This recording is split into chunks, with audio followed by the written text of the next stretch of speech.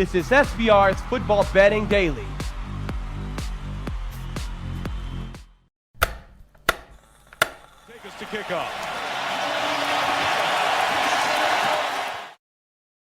Welcome into the student section for November 15th, Thursday. Alongside Big Man on Campus, I am Drew Martin. We're going to be talking college football.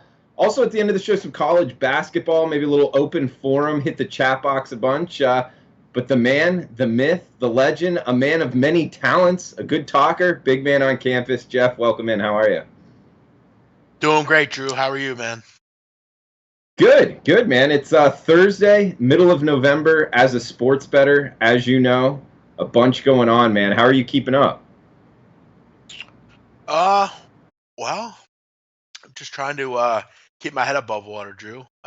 It's snowing profusely here, so I'm just trying to cocoon in and a lot of water, Drew. A lot of working out when I can, and just trying to keep my head on straight, man. All right, fair enough. And I don't want to tell you, I think it's mid-70s here in South Florida, bro. I don't know why you live up there, man. Yeah, I mean, you know what, Drew? Actually, it's kind of not welcoming. Like, I hate snow. I don't mind the cold weather, though. I mean, it's nice to walk outside, Drew, sometimes, and it's not, you don't sweat as soon as you walk out, and you can smell the fireplaces or, wood burning, or, it's kind of cool, when it's Christmas, it actually snows and it's cold, I don't think I could do it's December 25th and it's 78 degrees out. It's kind of weird, It's a little weird, but I'm used to it. I guess I grew up here, so it is what it is, man. I get you. I know that smell you're talking about, that Christmas smell. There is something to that in the north. But what do you say we get into some college football, man? We got 3 games we should talk about. We'll open it up to the chat box. Anything you guys want to hear, retweet this tweet that went out by SBR. Get some more people in here. But big man, we talked about 2 of these games on the roundtable. We'll recap them. But first off, we got Pitt, Wake Forest, 61 the total. Pitt laying 6.5 or 7. I know Wake just had that big win on national television over NC State. However, I still think Pitt's the side here. The way they've been playing lately, I think they'll be able to run the ball downhill, control the clock. I'd look to find the 6.5 and lay it with the Pitt Panthers. How do you feel? Yeah, I think you're definitely onto something here, Drew. I mean, you look at the Atlantic Coast Conference with the Coastal. Pittsburgh has plenty to play for here. I think they need one more win and they can clinch the Coastal. Either way, both teams obviously have a lot to play for. Wake still needs another win to get bowl eligible, and it's going to be difficult to do against the Miami Hurricanes. I was so surprised by Wake's performance last week just because what they are defensively, what they are on offense. They're down to kind of a nobody quarterback. It was just so surprising. But I still don't trust them on defense. I think Pittsburgh's obviously a much better football team, but they're on the road. That's always a concern. Both with ton to play for. I would probably lean Pittsburgh just because Wake's 1-5 against the spread at home. They haven't done a nice job really at all covering games this year. And I feel like this is a bit of a letdown game for them after their big win. Pittsburgh's a better team on really every side of the ball. Big man, you bring up the Wake quarterback. I thought he played pretty well. He's a redshirt sophomore, pretty athletic kid. I'm surprised he didn't get a look earlier on in the season. How did you think of his play against NC State? Yeah, I thought he was good. I think, Sam Hartman kind of I think they just kept with him just because he was, kind of the heir apparent. But, I mean, you look at Newman against NC State. I mean, 297, 3 touchdowns. The run game didn't really do a whole lot. It was getting Greg Dortch, kind of, the ball, and Sage Surratt. They did a nice job. I was impressed by the kid, and he's giving them an extra, maybe kind of an interesting dynamic. I just don't trust him on defense. That's really my thing. I mean, this team at home this year is giving up 41 points a game. They're getting an offense in here that's really found a bit of a groove lately. You look at the last 3 games, Pittsburgh scored 50 or more in 2 of them. The rush offense has been terrific. And Wake, if you know anything about Wake, they struggle to stop the run. Absolutely, they do. And we got Coat in the chat box saying, let's get this bread. And Wake's QB play was a fluke. So if you think that, you probably... I don't understand that comment, really. I mean, what was fluky? He was 22 for 33 and threw for 300 yards and had 3 touchdowns.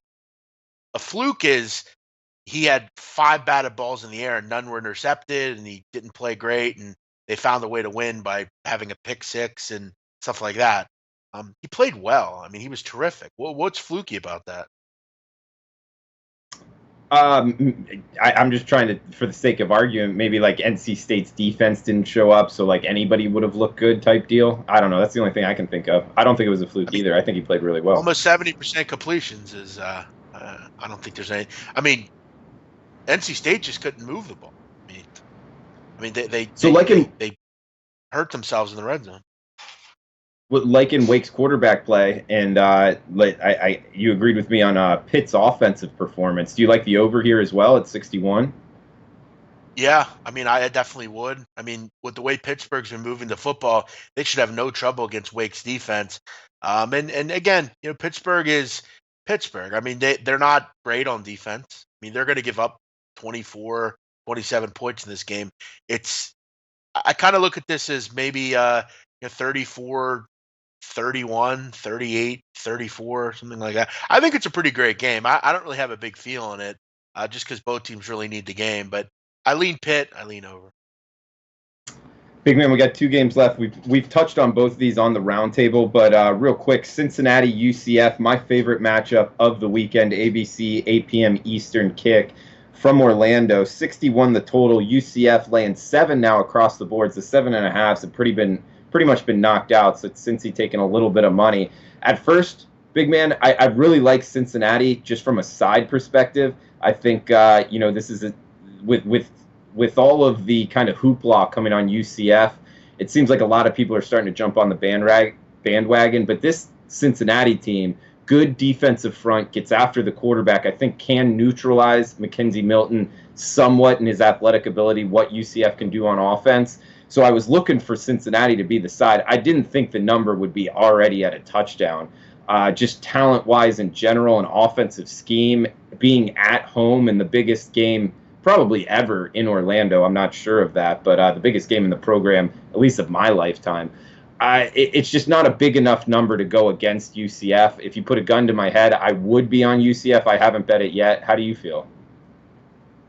I'm kind of, as the week goes on, more and more kind of liking the over in this game. I think Cincinnati, while the numbers indicate that they're good on defense, this is a big step. I mean, this is going on the road, taking on a very dynamic offense, and an offense that can beat you up. I mean, you look at in certain games here, Cincinnati's pass defense has been tested.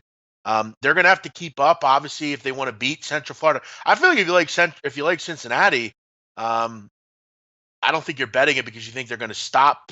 They're going to stop UCF. You're just hoping that they can run with them and shoot it out and you're getting your 7 points, and maybe they can get a stop late.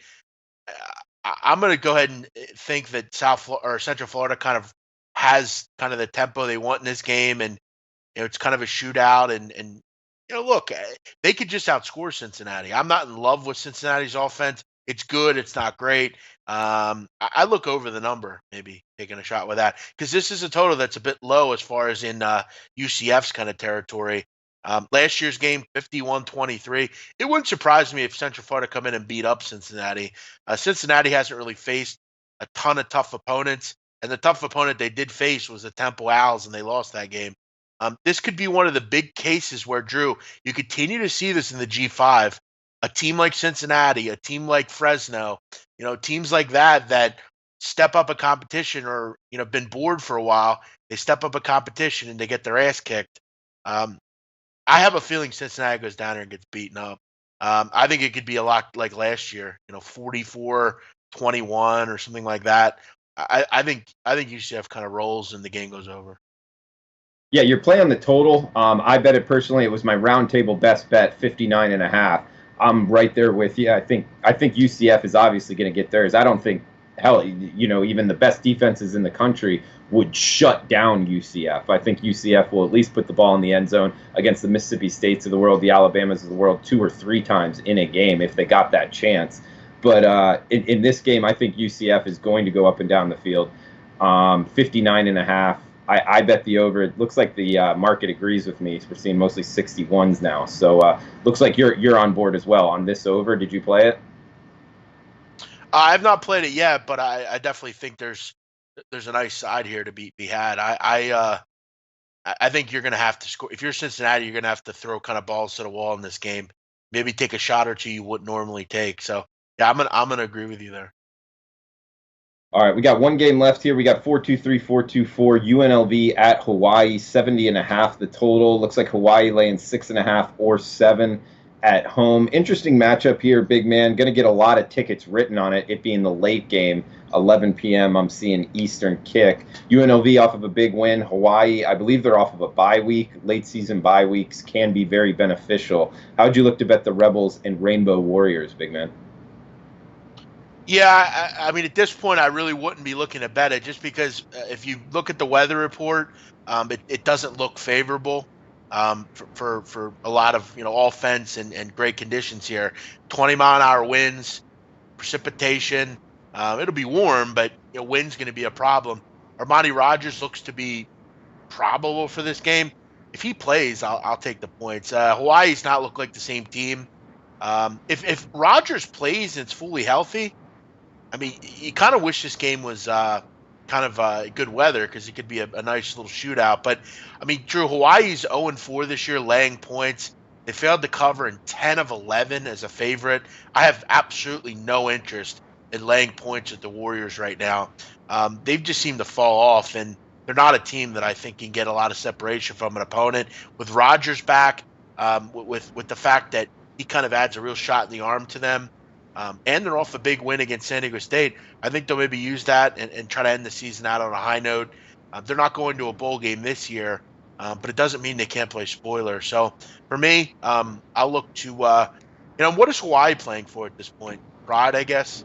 They already have 6 wins. They're not winning the Mountain West. So I think UNLV might be a live dog here. Maybe try to get 7 and a team that can run the football might be better off in this game. All this high wind. If there's a lot of wind, how will that affect Hawaii? I don't think it's going to affect them that well. They're an offense that depends a lot on the pass. Can they really run the ball? I mean, you look at the last 4 games for Hawaii, only one they had over 100 yards rushing. So they're an offense that really struggles to run the ball. You bring up some good points, big man. I didn't realize how bad Hawaii has been a money burner here. Losing, 4 straight ATS? Looks like 6 of their last 7. Man, it's been awful betting Hawaii lately after the hot start. But I guess spot-wise, big man, if you're making a case for the Rainbow Warriors off of the bye week, late season, being at home, off of UNLV's biggest win of the season by far, I guess spot-wise could be a Hawaii look. Yeah, but I mean, you also look at the fact of if you're Hawaii, what are you playing for at this point? Are you playing to get 7 wins and be happy about life? I mean, what are you playing for, really? I mean, you got your 6 wins. You're not winning this conference. So, yeah, I think spot-wise for both teams, there's some question marks. But I think the conditions will favor UNLV, especially with Rodgers back. If he's playing, I'd want to make sure of that before you make a move. He's important for that. Yeah, and keep in mind, I was watching late night this past week. He dressed out, was warming up, and then didn't play. So that's not, they might still do that again. I have no idea. But we're getting a couple questions about tonight's card, big man. We hit on the games we needed to hit for SBR. Toledo, Kent State, Tulane, Houston, FAU, North Texas. Anything kind of tickle your fancy tonight's card? College football? Yeah, I think that, I talked about this on my radio show I just did. The one play that I would probably consider on tonight's card would be this total in this FAU and North Texas game. You can get 63.5 still out there. You look at the weather. The conditions are great in North Texas right now. Clear, 50 degrees. I think FAU will have some real success running the ball in this game, Drew. You look at North Texas, there's just not a ton of great rushing offenses that they faced. And frankly, I mean, you look at North Texas and really peel back the onion on this team, and you got to ask yourself, I mean, what have they really done this year? I mean, they beat Liberty. Who cares? I mean, beat UTEP, Southern Miss, and Rice. I mean, 2 of those teams are 2 of the worst teams in the country. Yeah, you stepped up 3 different times and lost. La Tech, you lost. You lost at UAB, and you lost at Old Dominion. And that's not really even stepping up. That's just a bad loss. Stats will show that this team is good against the run, but they really haven't faced a rushing attack like FAU's. I think FAU keeps the ball on the ground. I think they have a lot of success moving the football. And I look at North Texas and I say, what's their goal as an offense? And their goal as an offense is to throw the football. I mean, they want to put the ball in the hands of their playmaker, Mason Fine. I mean, this team's 11th in the country in passing offense at over 317 yards a game, 12 yards per completion. I think we see some points in this game. I think both offenses will have some real success. Yeah, I like where you're going with that. FAU's defense hasn't been anything special, and last game they turned it on a bit, so FAU can put some points up. What about Toledo, Kent State? This Kent State team, I think, is a little toxic. That Buffalo game, they didn't look good at all. I mean, weather was an issue. Going against Toledo, I guess last game out against Northern Illinois, I missed that game, big man. But before that, I thought their quarterback play was pretty good. I have my eye on Toledo, but haven't gotten there yet. I just think Kent State's fade. Do you have anything on that game? Yeah, I mean, Toledo's pretty rudimentary, Drew. I mean, they're good against bad teams and they're bad against good teams. It's really nothing more simpler than that. You look at against the top 90 teams in the country this year, Drew, they score about 28 points a game. Against the bottom 28 teams in the country, they've averaged 53 points a game, and they've taken care of business against those teams. Your Bowling Greens, your Ball States, your Western Michigans, your poor football teams. You get another one here. Toledo obviously needs one more win to be bowl eligible. They'll win this game. Big question is, does Kent State care? I mean, do they really have any interest in anything here? They've actually been quite good at home, though. The 3-0 against the number in Kent, and have scored 34 a game. While I think Toledo can win, I just something about their defense turns me off. They do put up a lot of points, but the MAC is a very tough conference to bet. I don't have much of an indication. They should win, but can you really trust them to lay 2 touchdowns with that defense? Kent will keep the ball on the ground and try to get some big runs out of this game. Yeah, we got Mikey saying Kent State looks interesting. Toledo isn't Toledo from last year. I agree with you, but I don't know. Kent State isn't anything I want to bet. Tulane, yeah, in that game, I'd look. Yeah, real quick, they have, again, there's no secret that they beat up on bad teams. And in this conference, generally, the cream rises to the top, and the quote-unquote good or average teams generally batter bad teams. As far as the other game, I don't have a whole lot on it. I'd lean Tulane. They need to win badly. Houston has not played well lately. Ed Oliver's not playing. They have a bad pass defense. I don't know. I don't really trust Houston. I mean, I really wanted to be on Tulane, big man, but it's a short week and they're the team on the road. That's what kept me off of it. But no way I'm betting Houston right now. Yeah, out of the 3 games, definitely one that I don't have anything on. As far as one other game this weekend, I kind of wonder about. I don't really understand the matchup, and I don't understand the line. It's 361, 362, Air Force, Wyoming. Both teams, obviously, the game's very important. They both need 2 wins to get to a bowl. But I look at Air Force and I say to myself, why are they an underdog in this game? I mean, I know that Wyoming's at home and everything here, but Air Force is 4-1 against the spread as a dog this year. They've covered 9 of 12 getting points dating back 3 years. And I think for Wyoming, the key to them beating a football team is when they host a game, is that going to be difficult? It's always going to be difficult for the other team. So they have a leg up because it's tough to get to Laramie. It's going to be 21 degrees, 15-mile-an-hour winds in this game. Here's the thing, Drew. Air Force is their Colorado Springs is 6,600 feet above sea level. Laramie's like 7,300. So there's not a big difference. This is an Air Force group familiar with elevation. It's not going to be some kind of weird atmosphere for them. I think they really benefit from these conditions and this number. I think they're the better football team. I think they have the better quarterback. I think defensively they're slightly better also. I just see more playmakers on the Air Force sidelines. I'm no stranger to this group. I bet on Air Force a lot this year. I think they're pretty dynamic, and I think they're a team that, when getting points in a game like this, they have this game, and then they have Colorado State. They'll beat Colorado State. If they can get the win here, they're going to a bowl. And probably, aren't going to win Commander-in-Chief. Actually, they're not going to win Commander-in-Chief, but Now the goal is to get to a bowl game. Wyoming can't exploit their situational advantage this week. Give me Air Force plus. The one concern I have, because I was looking at that as well, Air Force is one of my favorite teams this year, big man as far as betting on.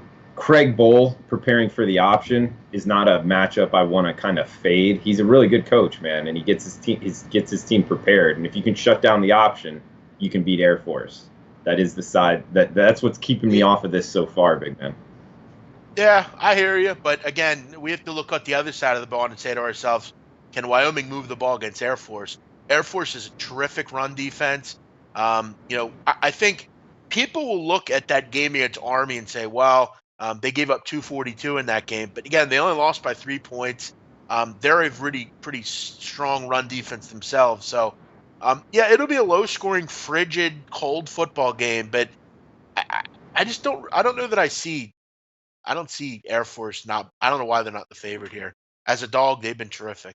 I'll take the points. Yeah, Ron is kind of reiterating what you said. Nasty, frigid weather in Wyoming, under 42 perhaps. Any opinion there, big man? Yeah, I mean, 10 of 14 have gone under between these two teams. But you look at the last couple of years, a little bit more high scoring. 28-14 last year, 35-26. For these games, that's kind of important. And again, we have to remember, though, what was the big difference, Drew, between Wyoming this year and the last 2 years? You know what that is? Quarterback play. Yeah, who did they have and who defense? did they not have now? No, they Yeah, don't have Josh I Allen. So, yeah, you're right. So that's I think one of the reasons that maybe the totals were a bit higher. Now you're back to Vanderwall, who is not Josh Allen. So yeah, I would look under. I think this is a real knockdown, drag out, slobber knocker type of game. big man, where do you want to go from here? You want to go college football, open up the board, or go right into CBB? Whatever you want, Drew. I don't mind. I'm here helping you. Whatever you want. All right, man. I appreciate it. Jeez, guys, what do you want to hear? Let us know. Hey, let's go. I think Drew. A lot of people. Donnie and I have had talks with some callers on our WCKG show that we do about. And it's fascinating because you would think no one would care about this game, but people care about it. Colgate against Army. A fascinating game. It really is. I mean, Drew, are you aware of how good Colgate is on defense? Like, do you know anything about Colgate? A friend of mine from high school got recruited there and played there from St. Thomas, and he was really good. That's really all I know. I mean, to put it in perspective, Drew, Colgate this year, and these are true numbers. You can look these up, and I've just been spatting them off because it's so unbelievable. This year on the season, they're averaging per game, they're giving up 3.2 points a game. Wow. They're giving up 1.87 yards a carry. Now, to put that in perspective, Drew, as far as 1.87 per yards on the ground, the only team since 2008 in both subdivisions to do that was TCU in 2008. They gave up 1.7 yards a carry. So this is the second best rush defense over the last 10 seasons in both subdivisions per attempt. It's quite unbelievable. They're better than the Alabama defenses, the Clemson defense this year. They're just unreal. And, you look at their schedule, they literally win every game like 38-0, 41-0. It's quite amazing. They're also only giving up about 57 rushing yards a game. They're a team that you don't want to sleep on, Drew. They've only allowed 12 points over the last 8 games. Big man, what happened with a caller and Colgate and his brother?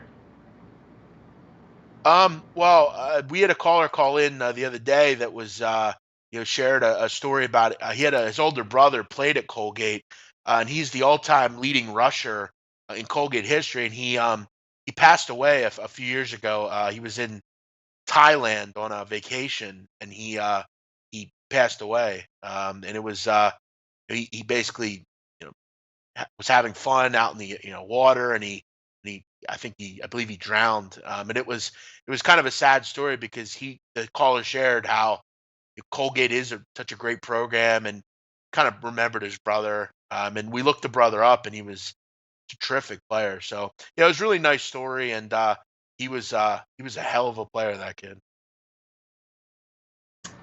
All right. Well, we got St. Thomas, Kevin. Yeah, St. Thomas Aquinas. It's a high school. They have a really good program, and I know Colgate tries to get players out of there. So that's in Fort Lauderdale.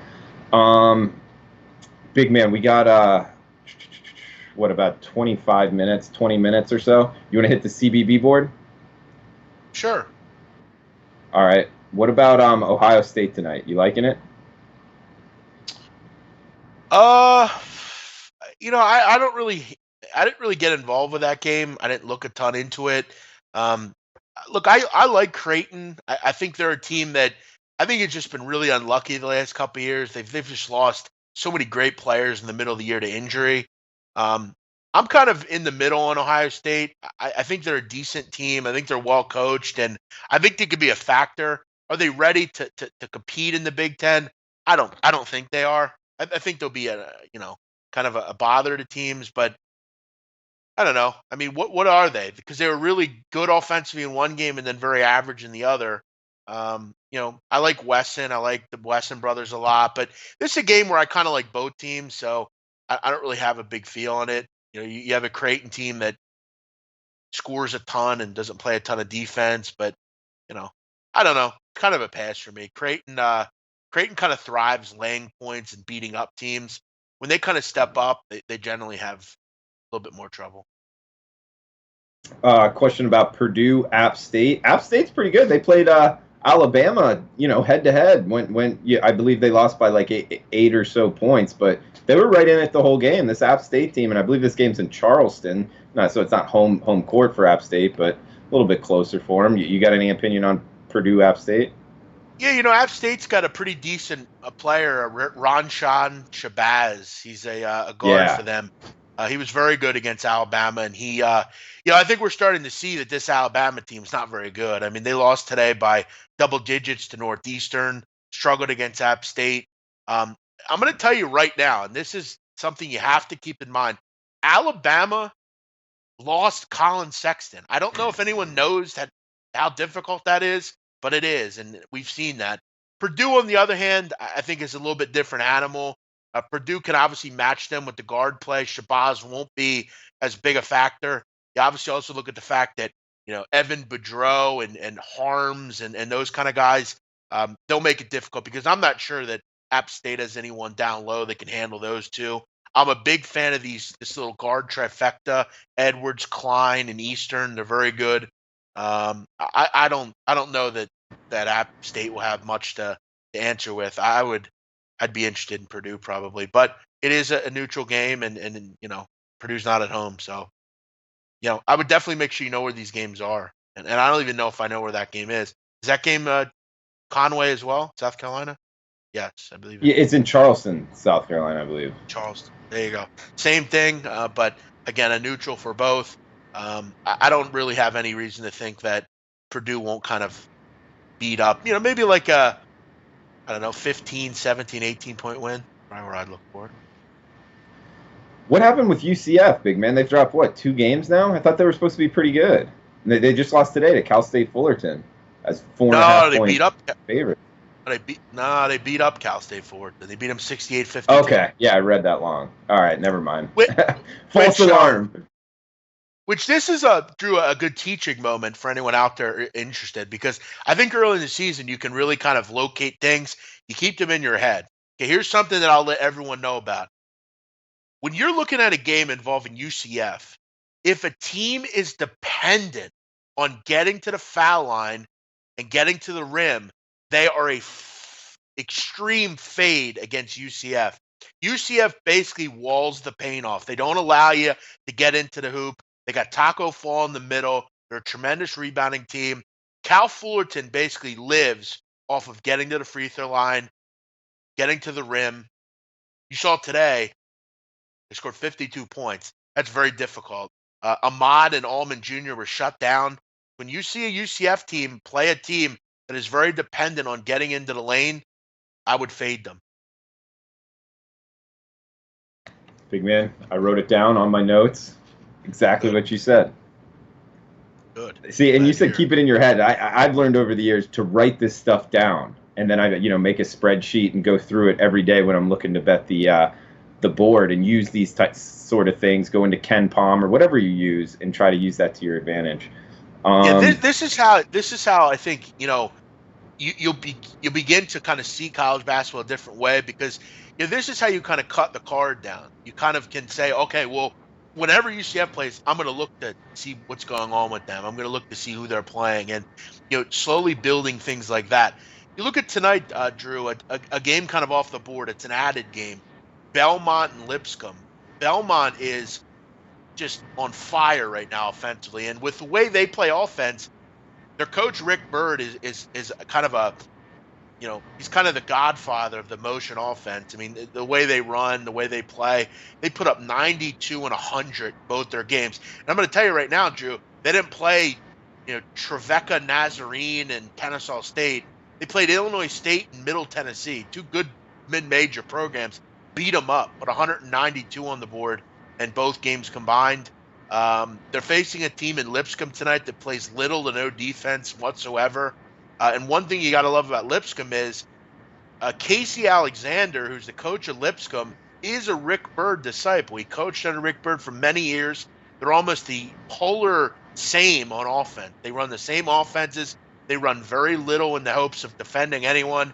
And this Lipscomb team is full of scorers. Eli Pepper, Kenny Cooper, Garrison Matthews. They have tons of options offensively. This total's high, but wouldn't surprise me if we see a game in the 90s here. Big man, what about Fresno State TCU? Seeing TCU laying 10, 144 and a half the total. Any read on that game? Well, I don't have a big read on it for a few reasons. I don't really know what Fresno State is this year. They have a new coach. They're a team that has lost some players from last year, and they've only played one game, and it was to a D2 school in Alaska Anchorage. So there's not a ton to go off of. TCU has looked poor, let's say. I mean, they barely beat a very average Bakersfield team at home.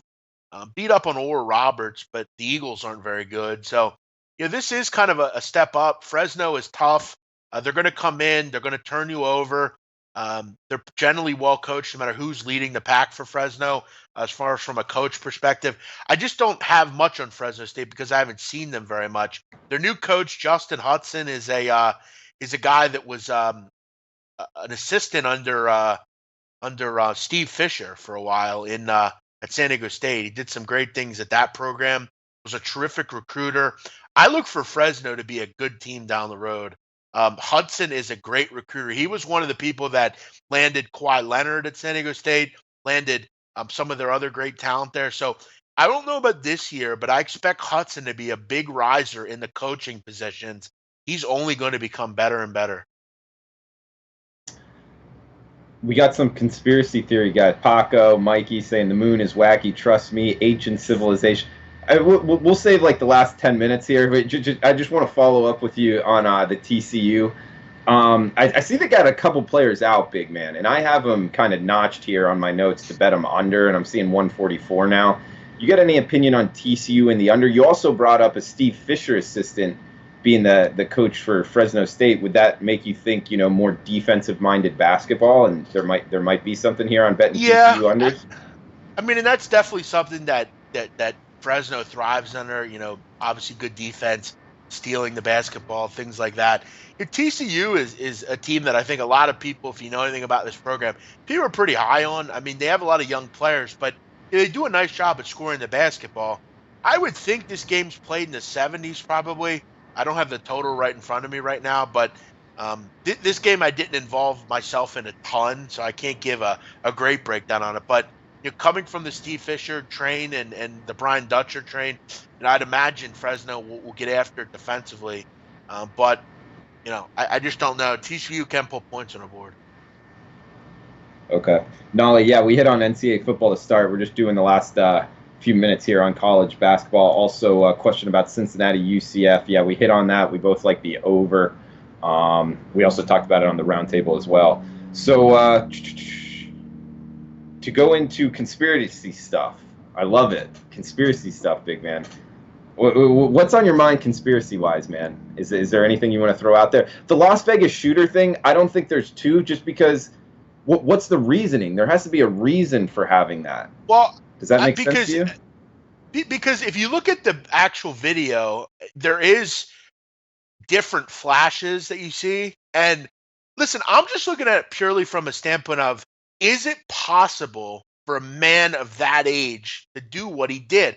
And Drew, I don't know if you know, but where he was, as far as where the shooting was, to shoot downwards, like as high as he was, with a gun the size that he supposedly had, I don't know. It's pretty difficult. I mean, he was an older guy. I'm not saying he wasn't able to do it, but I have heard stuff like that. And I have also looked at some different videos around it. It wouldn't surprise me. I mean, it also, just the way everything happened. I don't know. Around like when all this stuff happens, it does kind of make you wonder. Couple other ones that I've heard, Drew. I've heard that under the Denver airport, there's a huge like place where basically if the end of the world comes, it's where all the all people like of power will go. And I don't know if you've heard of that. It's like this bizarre airport that underneath there's like this huge like, I don't know, underground like tunnel basement kind of thing. I don't know. I've just heard about it. I don't know how true it is. One I'm kind of interested in, and I thought about this for many years. Pat Tillman, the Arizona State football player died.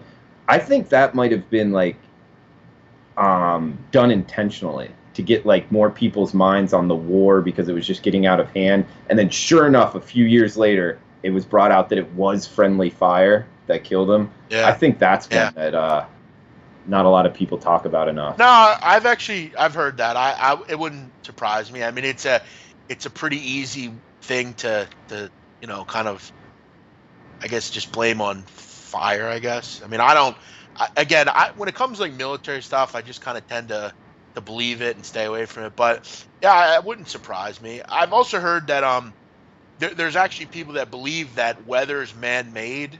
So basically, Jesse Ventura talked about it. It's like basically in Greenland, there's some like weather place that like basically controls like hurricanes and stuff like that, which I find to be ridiculous manipulation. I don't know how it would ever work, but I don't know, like involving like that HARP thing, which is like some kind of military program supposedly. I don't know. I would look into HARP. It's like this supposedly high frequency active aurora research. It's like some kind of weather thing. I don't know, but that's just what I've heard. I don't know how true it is, but Jesse Ventura thinks that weather's man-made.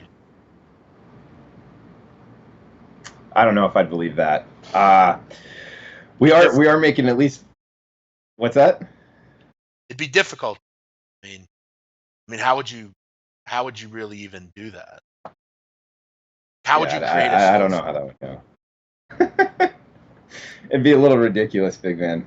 I think we're making at least one guy mad in the chat box. It's also a guy that said you said Alabama sucks and you're an idiot, but I think he thinks you were talking about football and you were obviously talking about basketball. Yeah, I mean, Harold Kemp should start to listen a bit better. Maybe he didn't clean his ears out today. I don't know. But, yeah, again, I said Alabama basketball. Maybe you should listen better. Also, Drew, Whale-Capper and I were chatting about, like, conspiracy theories last night on the poker tournament. And I asked him if he actually thinks that – because I don't know if you know, but Whale-Capper's like he works in, like, earthquake science and stuff. Yeah. Seismic stuff, and he was telling me. I asked him basically, does he think that a plane really brought down the World Trade Center, or was it like a controlled demolition or something? And he told me that the building is just it wasn't like structurally right now. All buildings basically prevent that now. Like if that would happen again, the building wouldn't come down. But he explained it in some kind of scientific way that kind of made a ton of sense. The plane definitely brought it down. It wasn't any kind of scientific experiment. It wasn't any sort of. He kind of explained it scientifically, but he told us now that if it happened, it wouldn't happen. Yeah, I don't know. I've heard that buildings are built to withstand fire, but because there was so much jet fuel in it, it was early in the flight going from New York to San Francisco, that all of that jet fuel and fire, the building wasn't made for that in particular. I don't know. Couple things there, but I guess we got to start wrapping up the show. Big man, we'll get back to the picks. Best pick on the board: college football, college basketball. Anything you want to throw out there?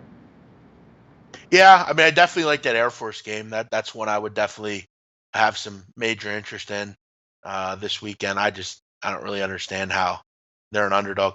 Drew, one other thing before we go, I just want to ask you about this. Do you ever look into like the deep state and like the dark web and stuff like that? I mean, not You don't look into it. Too much. You know about it. Yeah. Not too much. No, why? What do you want to know? Do you believe in aliens? Sure.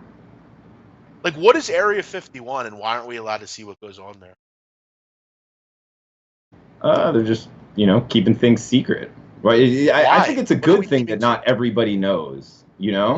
That's a good thing. I don't know. Seems like pretty secretive, and we also kind of want to know what is going on there.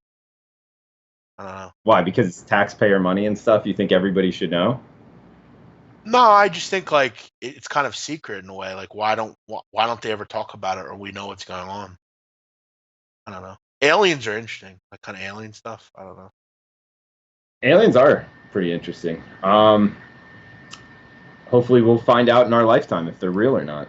We got TCU, Fresno State. I'm going with the under. TCU banged up. Fresno State, like Big Man said, concentrate on defense. I'm going to go under 144.5. It's still you can still get that extra hook on the 144 at Bet Online. So TCU, Fresno State, under for me. Air Force and the points for Big Man as far as his best bet. Guys, we will be back. Next week? We got Wednesday roundtable. You got the right side on campus tomorrow, right, Big Man? Yep, 10 o'clock a.m. All right, buddy. Don't get into the deep, dark depths of the chat box. Let that bother you, Big Man. Have a good night, bro.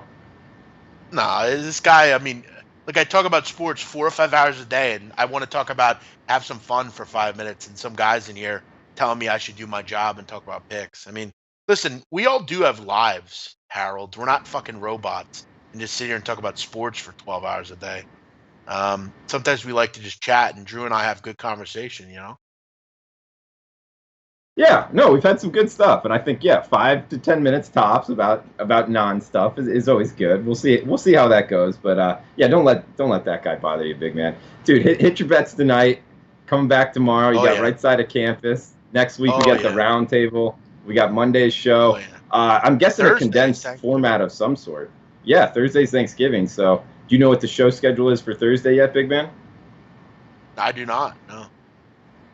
Okay. Well, I don't know if we'll be back at 4 o'clock Eastern next Thursday, but Big Man and I will be on Monday at 4 o'clock, and we'll give out some early week picks. So, guys, thanks for the time. Best of luck with your bets out there. Big Man's got Air Force plus the points. I got TCU, Fresno State under 144.5 tonight. Best of luck. Beat your bookie. We will see you next Monday, 4 o'clock Eastern. Thank you.